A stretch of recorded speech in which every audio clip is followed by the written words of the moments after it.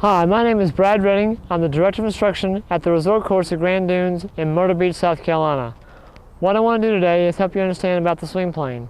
There's a lot of talk about the swing plane right now, and a lot of confusion about the swing plane. What I want to talk about is what I refer to as the pure plane in golf. Now, it's all about the golf ball. The plane is all about the golf ball and where it sits at address. And the golf ball is in two places at address. One, it's on the ground.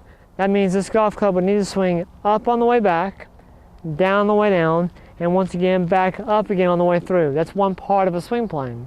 But the golf ball is also to the side of us.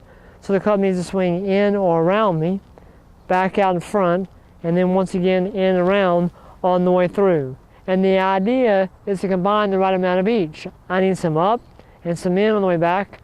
I need some down and out on the way down, and some up and in on the way through. A lot of people don't look at it that way. They think about it being back and forth and maybe just up and down.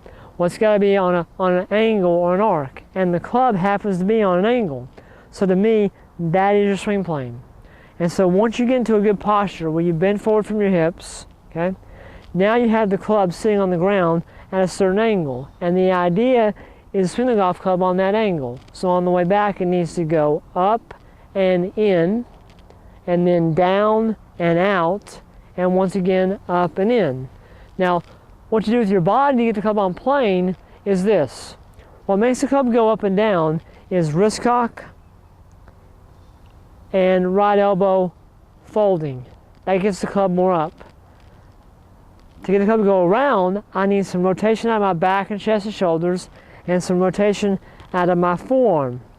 And now we get the club to go more around me. So I need to combine the right amount of each. So on the way back, all these things will happen kind of at the same time. That's why golf swings look so smooth.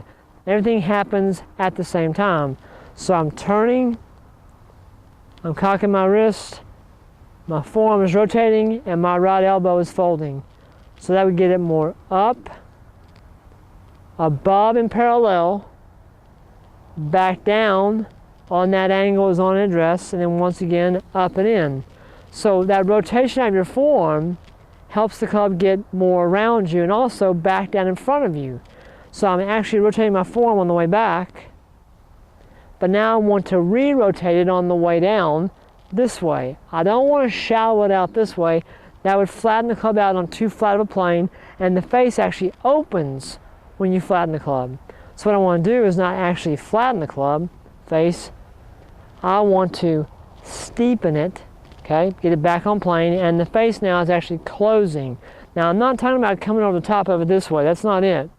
I'm just getting the club to get back out in front of me because the golf ball is over there, I'm over here, so once I go up and in, I got to get it to go down and out. The down and out comes from re-rotating my forearm, that gets my hands to go back down, gets the club to go back down, but as that forearm rotates, the face is closing and getting back out in front of me where I was at address. And then once again, it would go up and in on the way through.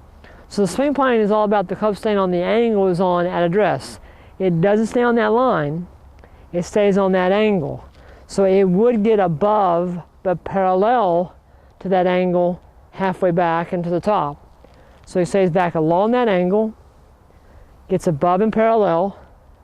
On the way down, I re-rotate my forearm, the club drops back down, the original angle is on an address, and then once again, it would go up and in, above and parallel on the way through, all the way to my finish. So understand that the swing plane is all about the golf ball and where it sits at address.